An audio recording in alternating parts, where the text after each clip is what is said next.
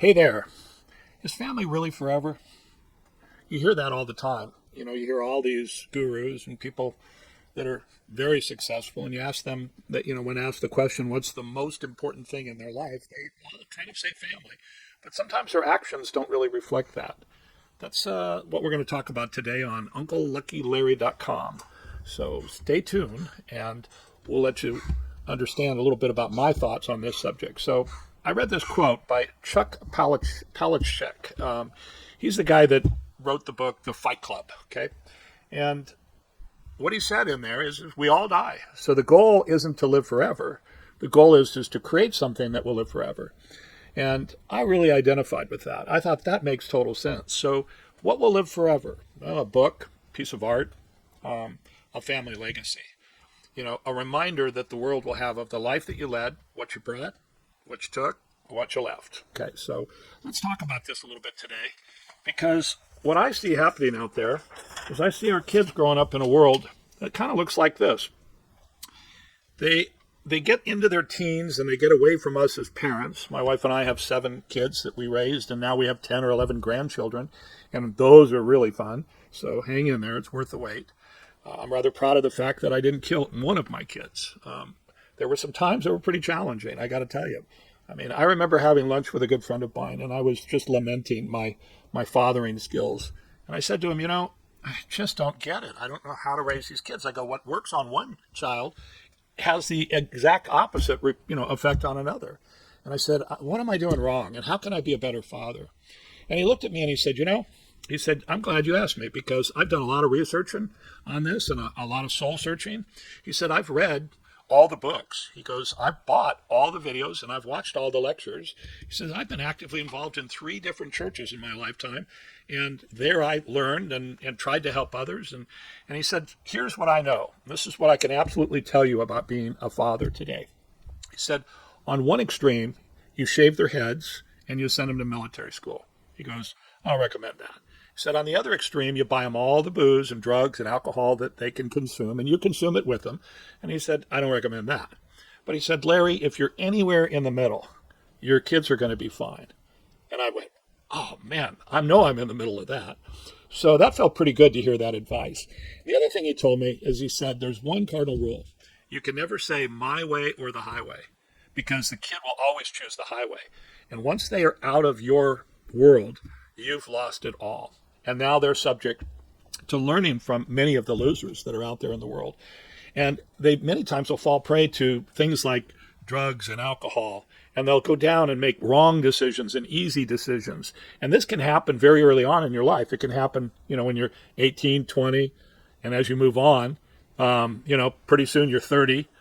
Pretty soon you wake up and you quit drinking and you quit doing drugs, and you say you're going to get back to the easy life and you want to live it right, but you find yourself over here and you're climbing up, and it is impossible to get back to the easy life once you've slidden down that evil gully into that horrible place. And we know how easy it is to get there, and we have countless examples of people in our own lives where we've seen that happen. How many times have you seen that happen? You see people just they make really bad decisions. But if you make good decisions and hard decisions and you keep plugging away at it, one day you're going to arrive at the top, and you're going to have that easy life that we all strive for. So with that being said, I have one grandson. We're so proud of him, and we're really proud of his parents, because his parents were probably right about there. They were just going to start the slide. And they were into all the wrong things. They had lost their priorities, and their young children were not getting the attention that they deserved. And they made a decision to change that. And they loaded up the truck, and they moved to a whole other part of the country. And they restarted their life, and they gave up drugs and alcohol, and they focused on their kids.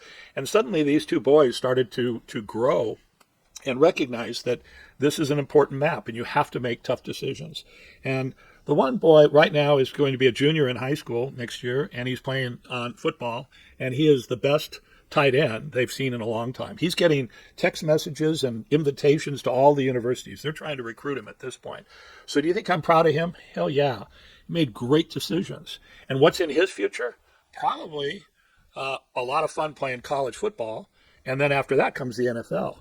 And that means that I get free tickets to the Super Bowl. How cool is that? So teaching your kids the right things is a very important concept here. And I want them to, I want to give my kids a lifeline. I want to help them every way I can. And right now I'm retired. I spent 50 years in medicine, in healthcare. I was an OG in the ultrasound world. OG, an old guy. I was there when ultrasound was first really making it out of the basement at the university level and into community medicine. So I had a wonderful career, and I've watched and learned a lot about physics and met with incredible people. So I've had a terrific life. I made a lot of hard decisions along the way, but at this stage of my life, I am very happy with what we've done. So at this point, I want to talk to you a little bit about my passion in life. They say to be happy in life, you need two things. You need love, and you need a passion. Well, I have love. I am blessed with a loving wife and a great family, and I am really over the top grateful for what God has rewarded me with there. And the passion I have is this is a place called Bernie Falls. And at this point, I want to talk to you a little bit about Bernie Falls and the opportunity and the decisions that I'm making right now. And I will say right now, there is still, for a very short period of time more, an opportunity for one other family to join me as a 50% owner in the LLC that's going to develop this business. So let's talk about business ownership and what that means. You know, the entire time I was in healthcare, I had this little credit card in my wallet, and I had this thing called an expense account. And every week, I would use my credit card to buy my gas, my hotel, my meals. I would buy other people gifts and meals and things, and I would just charge it on the card. And then every week or two, I would fill out my expense account and mail it in, and the company would mail me back the money.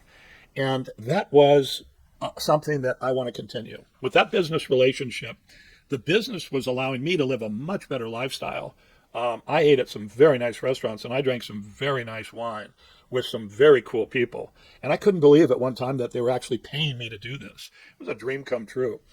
A lot of that, I think, had to do with karma. And I've talked about that in my earlier videos. Karma is God's way of showing you that he saw what you did and he approves of it. And when he sees you do something that he doesn't approve of, then, you know, the rock flies up and it breaks your windshield.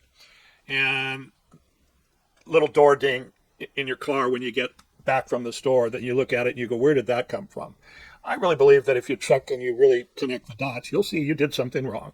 So I've lived my life the entire time as aware that God is watching.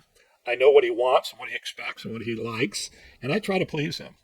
And then I just laugh. My wife and I chuckle all the time as we pull in front of this really crowded Costco parking lot, and cars are parking a half mile away to get in this store. And we pull up, and the very best parking spot right in front, the tail lights come on, the backup lights, they back out, we pull in, and we kind of go, thanks, God. That was really cool. We see it all the time with green lights and lucky things that are happening. So my channel is Learn to be Lucky, and that's the essence. That's the lesson there. And I believe that if you start connecting the dots and you start changing the way you live and start really recognizing that he is watching and you can please him, and when you play the game of karma, you can learn to be lucky. And that's been my whole life. So I want to talk to you here about generational wealth and the way in which I intend to educate my heirs, my grandchildren, my kids, on how to lower their taxes and how to use tax-free barter to do it. And I think we all know there are ways in which this can do it. So what I've created here is a business structure. And that business structure is my LLC. The LLC is where I placed a big chunk of my retirement money when I saw an opportunity. And I bought 8 level, beautiful parcels of land with the intention of developing them in this manner. We'll talk a little bit more about it. Right now, it's a single member LLC. So it's a California LLC called Rocky Ledge Estates. And it's owned by one entity, and that's my Wyoming LLC, and that's my family trust. And I do that for asset protections and to lower taxes. And there's a lot of lawyers and CPAs that'll explain to you exactly how to do that. And I'm not one, and I'm not giving you tax advice. I'm talking about what I intend to do if my attorney and my CPA approves. And so far, this is what we're thinking. So the LLC owns these parcels. And when I bought it in 2012, I bought it from the bank, so I didn't pay very much. I got a really good deal on them. And there's water and power at the curb, everything it takes to build and move forward. But this neighborhood the whole subdivision has never really been built. It got its approval late. It submitted for Shasta County approval to sell them. It submitted in, I think, 2005 or 2006, and the county and the state put them through so many different steps. You got to do this, you got to do that, you got to hire them, pay more. They spent about $1,750,000 of money they borrowed from the bank in anticipation of getting the approval from Shasta County that they could sell the parcels. Well, that approval didn't come until 2009. And we all know what happened in 2008. And when you think back at it, the real estate market has really changed quite a bit. Those changes have stopped people building private vacation homes because everybody has shifted towards short-term rentals. Why rent it or why buy it and own it and work on it when you can rent it for a week? And it's actually less money. So short-term rentals have become really popular, and private homes, vacation homes, have become less popular. And our neighborhood is on the outskirts of a community that's up near Mount Shasta and Mount Lassen. It's a beautiful location near that airport. And it is a fantastic location, but the community is small. It's, 3,600 people. I mean, there's a grocery outlet and a Safeway and gas stations and restaurants and mechanics and everything it takes. And every one of those businesses is owned by a family that wants to live up there because of the clean air, the solid people in the community, and all the beautiful nature and wonderful outdoor adventure that's there. So the community is filled with those people, but none of their businesses have, or very few of their businesses have generated the kind of wealth that would inspire them to build a $2 million house in this gorgeous estate neighborhood. So we've had a dilemma, and the property's kind of just sat there for this time. So I created the LLC that owns our parcels. They're deeded. And I want to now sell 50% of my LLC to raise the capital to build these structures. And so suddenly this one single member LLC will become a two-member LLC. My company in Wyoming and their company wherever it is, their family. It's as simple as that. And the two of us sit down and we draft an operating agreement. And an operating agreement for the LLC is kind of like the Constitution is for the United States. Whatever we put in there has to happen. And the only way you can change the operating agreement is if both parties agree. And it can be changed, but it takes a unanimous, both parties have to say, yep, let's do this. So if you put it in the operating agreement, it's going to stay there for a long, long time. So I see an operating agreement where we have a single CPA that does all of our accounting, all of our reporting, keeps us legal, and dispenses every dollar of pay and every dollar of profit and pays all of our bills and files our taxes. I want to keep it super simple. So when your family business owns 50% of the LLC is what's called a pass-through entity.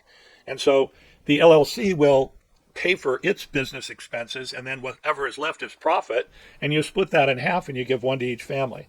And now what happens is it gets interesting, because now the business that owns and receives that cash can now spend the money that it needs on hiring the employees and paying the travel expenses to run that business.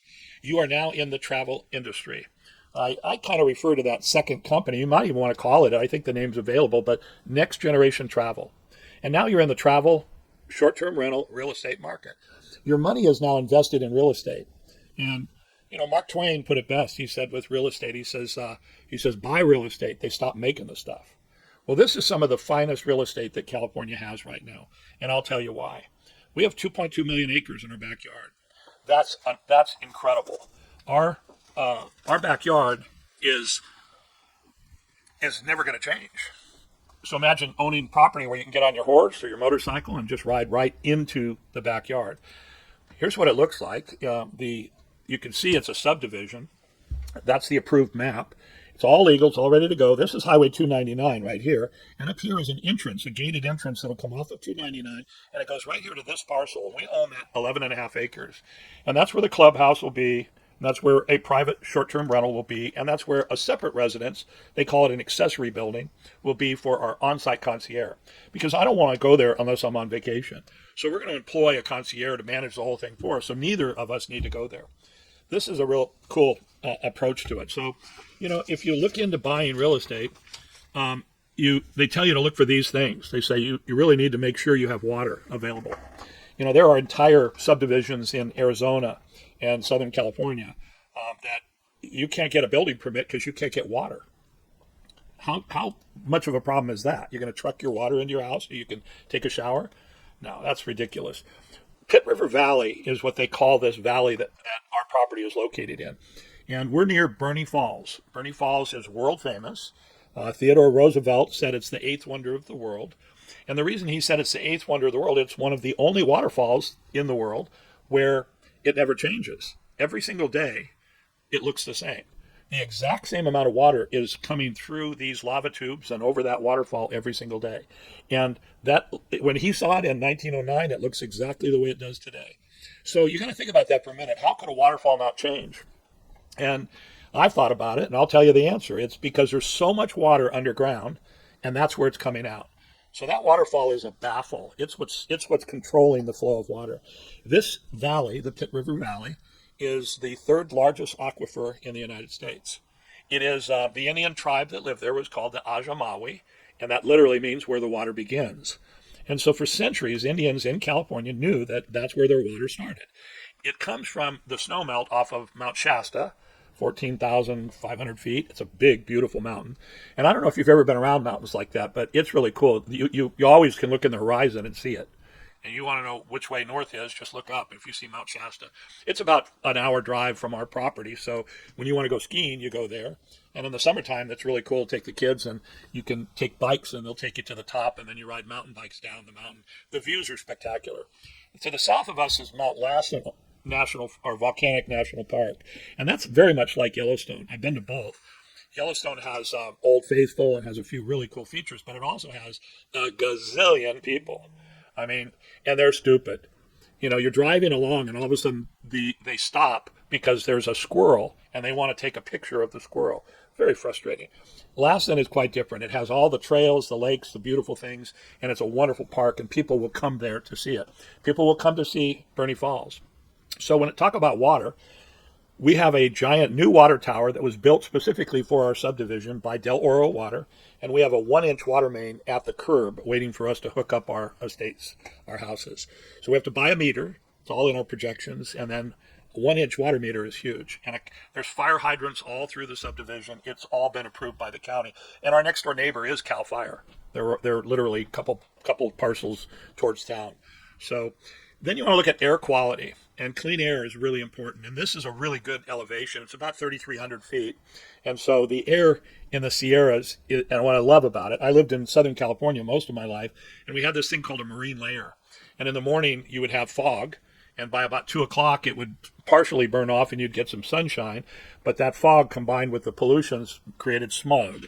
And you know, if you were lucky to live by the beach and the beach was blowing in the clean air, you could see clean air. But, you know, the mountains that surround Los Angeles hold back the flow, and all of that smog would just build and build and build until it would rain. So up in this area, we have weather that's very decisive. It's either raining or it's sunshine. There's no valley fog. Like we see it now up around Sacramento. You see the valley fog this time earlier in the year in the winter, and the fog can be so thick it's really hard to drive. Well, that never happens in this area. So, and one other thing about air quality is we've researched it, and this property is actually one of 3 areas in the United States that they say will survive a nuclear war, and it's because we're in this unused portion of the West Coast. If you look at the map of the West Coast, between San Francisco and Portland is a large amount of geography. And you have on the coast, you have towns like Eureka and the Redwoods and things. And then you get into beautiful Oregon. We're inland from that, but it's an area where there are no nuclear targets, and the wind would never affect it. And so it's either there or upper part of Maine or the east coast of, the west coast of Texas, way down on the Mexican border. And that's a pretty hot, horrible place to live. Arable land is important. These are level parcels. They've all been perk tested. You could plant any kind of crop, any kind of thing there. Forest, this area was heavily forested. Shasta, the Great Shasta Rail Trail hauled logs to the mill that was in Burney. And for years and years and years, that was the local economy. So what was once a bustling small mountain town where all of the husbands went off to work at the sawmill, that has now transitioned into this emerging tourist town. I've met with the Chamber of Commerce there, and they love my idea, because my idea is to build 8 private resort homes on these properties, and each home will allow 4 families to come together. And so potentially that community could have 32 new wallets filled with vacation dollars to visit their ice cream parlor, their restaurants, to rent their guides and shop in their stores. So it's a good thing for their economy. And we're located on the absolute outskirts of their town right now. And so they won't even know we're there until we walk into their store. They love that idea. Tons of forest. Incidentally, the Great Shasta Rail Trail is really cool. It's 90 miles, and they ripped up all of the steel and all of the timber. So the railroad is no longer there. But what's left is a level, beautiful trail that's 90 miles long. And you know how wide railroad tracks are, but this trail is not rock and stuff. It's set up for riding horses or a mountain bike. You cannot take a motorized vehicle on it. There's plenty of other roads up there you can drive around in Jeeps or motorcycles or ATVs. That's a really cool feature. And that trail, the way you get on it is less than a half mile from our property. So you go out your backyard, you're in the national forest, you head west, you get on the trail. And when you're on the Great Shasta Rail Trail, if you turn left, in about 2 miles, you're in Boerne. And if you turn right, in about 3 miles, you're at world famous Boerne Falls, which is a beautiful, beautiful experience. They talk about mineral, they talk about biodiversity, they talk about renewable energy. These are all things. Fisheries, man, we have a beautiful fishery where they grow trout right there. It's called Crystal Basin. And all of these trout are planted in those local streams. That's probably why this is one of the best fishing areas in the world. So it is an area that's going to have, I think, a very, it checks off every one of these things that people say you need to look for getting the right piece of property. So back to the LLC and this partnership agreement. With 50% of the LLC, your family's going to own half of this, and that means half of all the profits that come out of it. But we did something a little unique with this. I actually presented my idea at a mastermind in Florida, and there was a member of the mastermind there that did not like the fact that I was going to sell the other parcels in order to get the capital to build my dream, so that my family would have every year a couple, $200,000-$300,000 a year of income and have the ability to write off the expenses. So he didn't like that idea. He said you should keep all 8 together. And then he tuned into what's called the M.I.C.E. industry, meetings, incentives, conferences or conventions, and entertainment. And the M.I.C.E. industry is huge. That's where corporations get their team together in the great outdoors, and they learn, but they build their team through that. So he wanted to keep it all together, and that's kind of how this plan came into place. That's how we got to this point. So the advantage of 50% of the LLC is there's 8 parcels. We're going to make them gated, so they'll have a key code, a digital code to get in and out. We're going to do this community event center. We're going to do 3 of what they call Serenity Haven cottages, and I'll show you a little floor plan of what that looks like. When you look at the a Serenity Haven cottage, it's 1,200 square feet. So what we've come up with is this really cool, beautiful design that has 2 bedrooms, 2 bathrooms, separated by a great room, big back deck, big front porch, and these houses have separate driveways. And in that 1,200 square feet, we're going to invite our property manager or our concierge to live in the cottage. That'll become part of their compensation.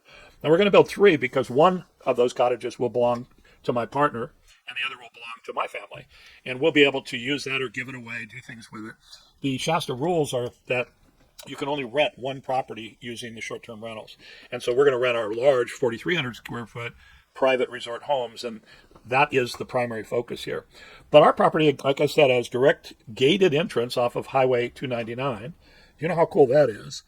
And Highway 299 was just redone by Department of Transportation. They widened it, and we have a bicycle path that goes all the way to Boerne. And so it is a beautiful, beautiful road, and we're very excited about that. 2.3 million acres that we don't have to pay for, we don't have to maintain, we just get to enjoy it. And so that's a huge advantage. And what's wonderful is we don't have to worry about, a builder coming in and developing a neighborhood next to us. That'll never happen. That's called national land. And Teddy Roosevelt gave it to us, and there'd be a lot of people fighting if they tried to sell it. That's not going to happen. World famous Boerne Falls. People do come from all over the world to see it. It has lots and lots of visitors. And right now when they come to town, they either stay in a 2-star motel for $120 a night, and I'm talking about 2 stars, maybe 1. And there are some other rather low-cost rentals in the area, but they're 30, 40-year-old houses that are small. I don't recommend it. There's camping, and if you have a luxury RV, there are camping parks, and that's probably the majority of the people come up and stay in a campground. And then there's Shasta Resort to the north. That's been around 35 years and doing really, really well. That has golf and access to the ski resort. But this is a unique opportunity for us to draw and put something unique in the area, and I think it's going to be well received. We're 17 minutes from the airport. The estimated value, it's 41 and a half acres. If you multiply that by 65,000 an acre, which is cheap for California real estate, it's about 2.6, almost 2.7 million. If we go after weddings and the corporations, we're going to tap into that MICE industry. And look at the size of that. They say it will increase by $1,711 billion in the next 8 years. Gen Xers and all of who doesn't want to be with their family in the forest and experience the great outdoors? We're making it affordable and we're giving them luxury. If you don't have a private jet to land or a private plane to land 17 minutes from our property, I mean, you think about that, we're just far enough away you don't hear it, but really close. And if you see 10 cars on the drive to your estate down here or your vacation, I would be surprised. This is a rural part of the state, which I like. It's beautiful. If you want to hang out with crowds, you can go to town, and there's pizza parlors, and there's bowling, and there's a casino, there's people. But when you are fishing in a stream, it is really nice to not have 10 people on your left and 15 people on your right. So Reno International Airport is the closest place for our guests from the east to arrive or from foreign countries. And when you land at Reno, it's a 2.5-hour drive. And about a half hour into the drive north, you're in national forest. So it's a scenic, beautiful drive, good roads, beautiful forest, fast moving. You won't need to chain up, very few mountain passes or anything like that. It's a really nice place, easy place to drive. So we're very excited about this place. I'm going to talk to you about two legislations that exist right now. Jarvis, back when the Republicans controlled California, and I was around, it was pretty cool. They said it's not fair for old people to buy a house and then have their neighbor next to them put in $1 million addition, and then their property taxes go up because the neighbor house is worth more. So with that, they passed Proposition 13, and we're one of the few states that has anything like it. So if you have a title change, it triggers Prop 13, which means two things establish your value for property tax. One is an escrow is closed, and they say, how much did you pay for the property? Well, that answer might be you paid $1.2 million. Okay, now your taxes are $1.2 million times 0.85%, and that's your property tax. So I'll do that for you. $1,200,000 times 0.85%. Your property taxes are now $10,200, but they're locked at that rate until it changes title again. So let's talk about that $1.2 million. That $1.2 million includes the realtor commission. That's in there. The profit to the contractor who first built the house. That contractor could make, my brother built custom homes for years. He would do 2 or 3 a year, and he made a very nice living, because he would make 20 to 30% profit on every house he sold. And the way he did it is the way we're going to do it. He hired subcontractors, and they loved working with him because he paid them, and they were craftsmen. They were experts. He had the best drywall, the best plumbers, the best electricians, roofers, framers. And they all loved working for him because he paid them fast and fair, and he knew he could count on them to build a beautiful house. The other thing that he did, which was brilliant, is he told me years ago, he said, Larry, if you want to build the perfect house, build the same one 3 times. He would do variations on the same house, give it a different look. I guarantee you could look at all of the houses that he built in El Dorado County, and none of them look like the same. But the carpenters and the craftsmen that build it, they know it's the same. They repeated the same thing. They got faster and better every time they built it. And the quality of his houses got better and better. And he's now, every one of his customers that bought a house from him is a member of his wine club. He runs Findleton Estate Winery and makes some wonderful handcrafted wines. And El Dorado County is blessed at being able to grow any kind of grape. So we have some wonderful wines, and he knows how to make them. And every one of those members, I won't say everyone, but the majority of them are still his very good friend, and they're a member of the wine club. And 20 years later, that means he built a quality product. We're going to do the same. So when you do 50% of an LLC, there is no realtor commission. So on a $10 million transaction, a couple things are happening here. We're eliminating $600,000 in realtor fees. There's no need for a realtor. They're not selling it. A lawyer is facilitating your ownership title in the LLC. It's legal, and the title of that property doesn't change. The title still belongs to the same LLC. You just own half of it. And we save a lot of taxes because we're not triggering a taxable event, so the value of the property doesn't change. So the contractor is not getting any profit on this deal because the contractor is essentially me. I'm not going to swing a hammer, but I'm dang sure going to work with a guy by the name of Keith Kelch, who is a contractor. Keith has an online course where he teaches you how to be an owner builder. And he provided me with all the budgets, all the contracts, step-by-step instruction. And he'll be a paid consultant on this build. So if we have any questions or issues, we have him to help us come up with the right answer. But what Keith teaches in his class is how to build a really good house sequentially, logically, when to order everything, how to do it. And he's an expert. Keith's a really amazing guy. And we'll feature him on our YouTube channel, and I'll talk about that more in a little bit. So there's no contractor profit. What that means is anyone that's ever built their own house knows that when you do it that way, you end up with 20 or 30% of appreciated equity. Okay, so it may have $1 million house might cost you $700,000 to build. And you're now paying taxes at $700,000, but what's it worth? $1 million. If you do it the way the realtors and the traditional real estate is done, you buy it at $1 million, you pay the realtor fee, 6%, $60,000, and then you turn around and pay the escrow, title, all the closing, all the inspection. You have all of that cost, and all of that is now what you're going to be taxed on in California forever. That's Proposition 13. So our land values were created in 2012 when I bought the parcels. They're very low, and they will stay low. So when we finish building our house, the final inspection, the inspectors ask us to provide proof of what did it cost for us to build it. So we'll show them that we spent $40,000 on OmniBlock and $60,000 or $70,000 on the truss, and we paid the drywall contractor $40,000, and we paid the roofer $70,000, and we paid the plumber this. So we add up all those receipts, and let's say that number is $600,000. They then take what I paid for the land in 2012 when I bought it to the bank, from the bank, and they add those together and they say that's your property tax for the next 100 years. That's phenomenal. So we're going to lock in low property taxes. Now let's talk about Prop 19. The People's Republic of California has recently passed Prop 19 in order to try to do away with Prop 13. And what they've done is they're saying that if you die and your heirs inherit the house, that could trigger a title change. And if that does, then the house is reassessed and you now pay taxes at the current level. If you look at this, Berkshire Hathaway, Warren Buffett, he tells a great story. He had a house in California and his property taxes were $2,200 a year. He had a house in Nebraska. And his house in Nebraska, I think he was paying near $20,000 a year in property taxes. And why the discrepancy? The reason is when he bought the house in California, it was like 1970 something. And that's why his taxes never went up. He recently sold it. I looked into it. And I think it sold for $3 million, something like that.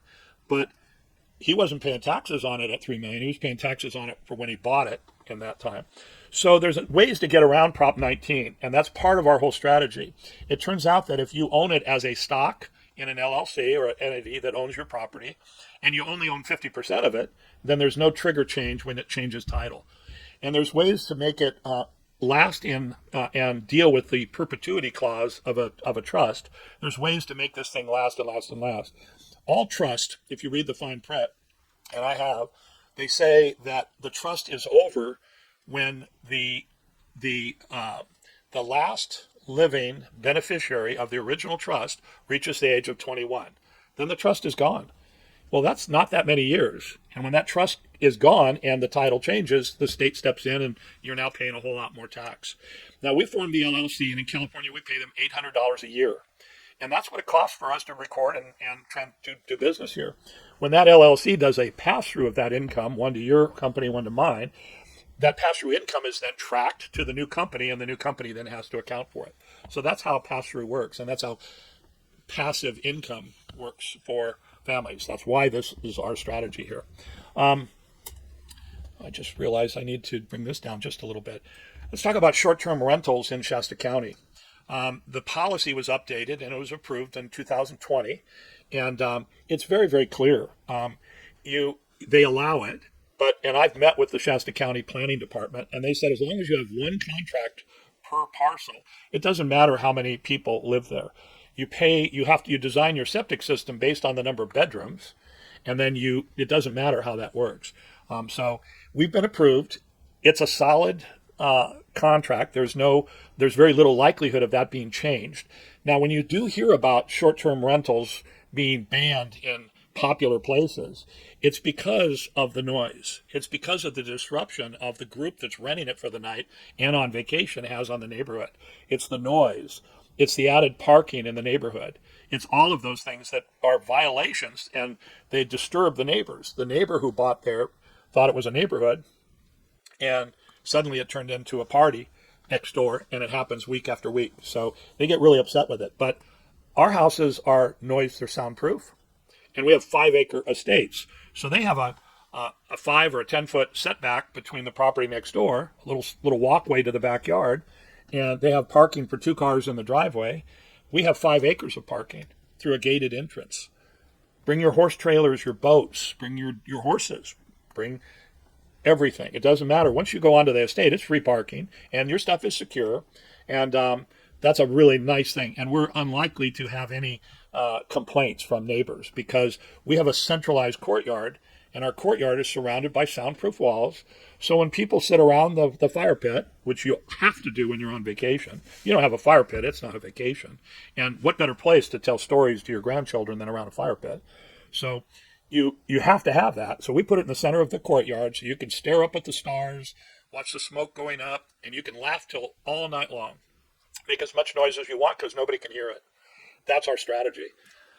And we do have CC&Rs that were recorded with the property. I'd be happy to share with you a copy of them. But they control the quality of the neighborhood, and they prevent the guy next door from putting in a pig farm or,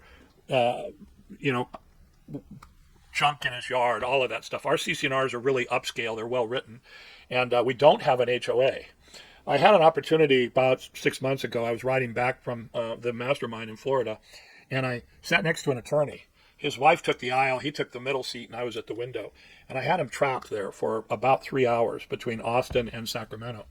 We had a great conversation because I'm a conversationalist, in case you haven't noticed. So I asked him all about HOAs because I was planning on doing it. And I got to tell you, at the end of that 3-hour flight, he talked me out of it. He said, don't do it. It just adds more bureaucracy, more cost, more problems. It's not worth it. So there's no HOA. There is an architectural committee, but my wife is one member, I'm the other, and one of the other property owners is the other one. And if you have an architectural committee, you can control and make sure that they are enforced and following CC&Rs. So if we see somebody building in our neighborhood that is violating our CC&Rs, you can actually file an injunction at the local courthouse, and they'll put a restraining order, which stops the construction. And then until they comply with the CC&Rs, they're shut down. And so it's not a complex, not a difficult thing. They have to get their plans approved by us for fences and additions and things like that. But we're nice people. We want to be nice neighbors. So let's talk about Shasta County for a minute because they will love us. They're going to get 10%. And that's called an occupancy tax. But the way we do it is that occupancy tax is split by 4 families.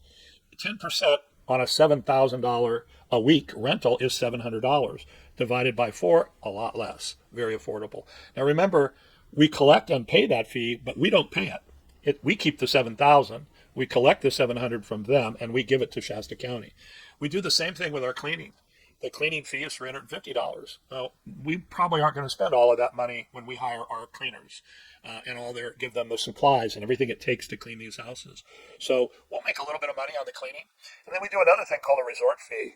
And the resort fee will give each of those homes access to the miniature golf and the tennis courts and the water park and all the fun things there are to do at the resort center. And that fee is what pays our concierge to be there for them 24/7 and manage it for us. So that's how this thing pencils out. I talked a lot about our two 1,200 square foot houses. So having one there will enable the 2 LLC members to do creative things. You have a family member that's recovering from a surgery or something. Let them recover there. Let it for free. Just go up, enjoy our place. Or you want to meet with family and friends or friends, man. Hey, we have a 2-bedroom. You're on one side of the house, we're on the other. Let's get together.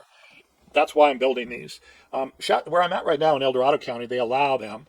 And they're called auxiliary buildings. Here locally, we call them granny flats, and they're limited to 1,200 square feet, and you can have one per 5-acre parcel. So we could actually build more, but in our business build for the $10 million is we want to do 3.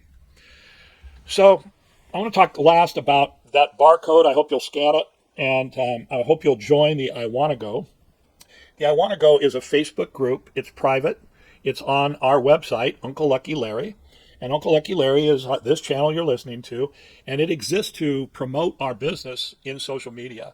And so I've started it. We're going to turn it over to a much better looking host in the future.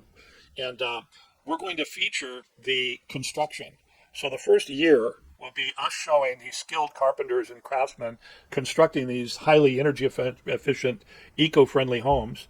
And then in each one of those hour-long broadcasts, we're going to feature the local things to do. We'll be showing the waterfall and the hikes and the mountains and the skiing and the fishing and the things that people do. We're also going to feature some of the local businesses. Like, this is Kathy from Chatty Cathy's, and we'll interview her. So it's going to be a fun channel. And the whole purpose of this channel is to raise awareness and to get our bookings going.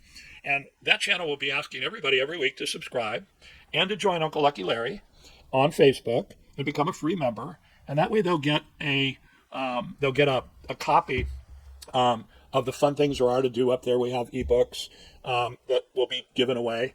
We'll do promotions. We'll keep them posted on newsletters and things like that. Right now, if you click on that and you're an accredited investor and you want to see the business plan, because we've done it, it's 91 pages, all the details. If you want to see that, or you want to see all of the legislation, everything I've talked about, click on that and tell me you're an accredited investor, and I'll send it all to you. And you can see if you want to join me as a partner here. Again, we're building private resort homes. It's 100% deeded ownership, and it's not a timeshare. It's short-term rental. It has major, major tax advantages. We could do a whole other show on tax strategy of becoming a real estate professional. That is the way to go. When I talk to my accredited investor, if they're married and they have a high income, let's say they're making $1 million a year, their wife could qualify as an accredited real estate investor, a real estate professional. There's things the IRS requires. And if his wife becomes that, or her wife, husband, then at that point, you can lower the taxable income because you file jointly. And I just saw example after example of people lowering their income to practically nothing, getting $600,000, $700,000, $800,000 in tax deductions. And there's ways in which you can do this legally by depreciation and other legal channels like that. So we'll talk more about that. But the other last thing before I say goodbye is I really want you to recognize that this is a buy and hold strategy. Why would you ever want to sell anything that's making you money and stop your family from having access to that money every year? Why would you ever want to not be able to expense things? The tax code allows you to get your board of advisors together every year and to pay their expenses and compensate them. And the tax code allows you to do that to run your business. And so why not have that meeting in Italy? Why not fly your whole family there and pay them their airfare, their rental cars, their meetings? You can do that, and all of that lowers the income of the LLC, and it results in paying less income tax. All legit, 100%. So there's tons and tons of ways of doing this, but buy and hold. So 100 years from now, what do you think a piece of property like this will be worth? A lot. But the reality of it is it's not what it's worth, it's what will it rent for. And the answer to that is a lot more. This area that we're talking about here, called the Gem of Northern California, it reminds me of Jackson, Wyoming, back in like 1960. Now, I was only 8 years old in 1960, but Jackson, Wyoming was a little tiny country podunk town on the outskirts of Yellowstone. Guess who gave us Yellowstone? Yep, good answer, Theodore Roosevelt. Yellowstone is a volcanic park. Well, we have one of those called Lassen, and it's 35 miles from our house, our property. People will come to see that. This area will continue to grow. I looked at property in Wyoming this last week, and a 1982 log cabin on 2.5 acres is $3 million. Their property goes for $950 a square foot now because the demand for the outdoors and being able to experience that is so high.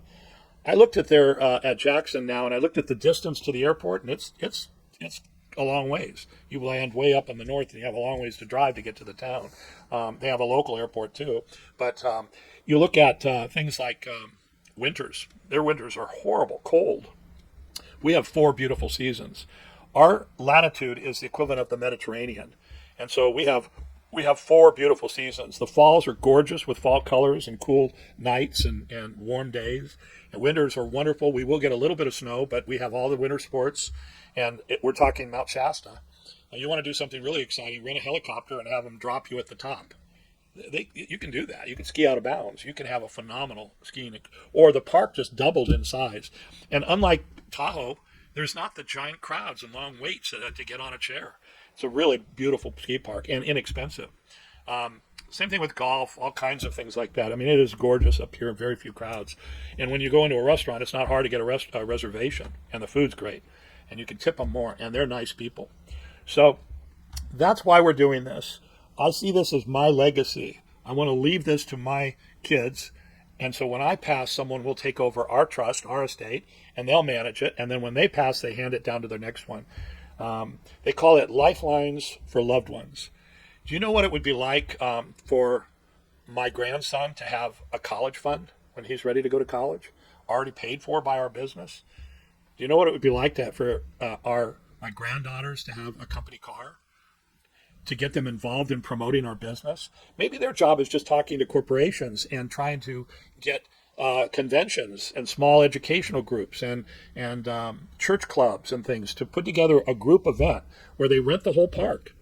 130 people can get together in our event center. And that event center will have a beautiful commercial kitchen, and the band can play loud music, and you can dance till the cows come home. So it's a wonderful, wonderful place to put in an event center. So this is going to be my way of saying goodbye. I will ask you to call me on that number or email me at larry@unclelarry.com, and I will look forward to sharing with you reams of documentation and evidence that shows you that everything I said to you was true. So with that, I'll tell you, this is Uncle Lucky Larry saying you can learn to be lucky, but by learning to be good. Make God happy and watch what he does to you in your life. Thanks, everyone. Good night.